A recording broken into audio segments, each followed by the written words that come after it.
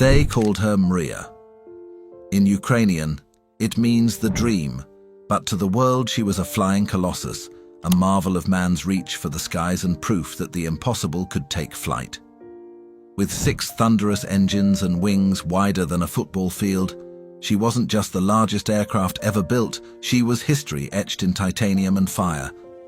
A sky titan that could carry space shuttles on her back, yet glide with the grace of an eagle. Only one was ever made. That's because legends aren't mass-produced. She didn't just carry cargo, she carried hope, wonder, and the spirit of human ambition.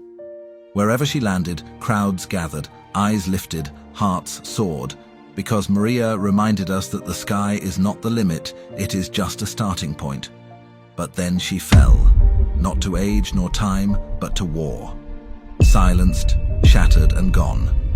Yet a dream never truly dies.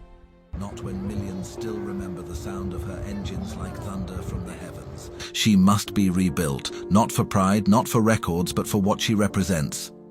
Unity in engineering, peace through progress, and the undying power of dreams. Mriya must be rebuilt so the next generations can look up and believe again, because some dreams are too big to be left grounded.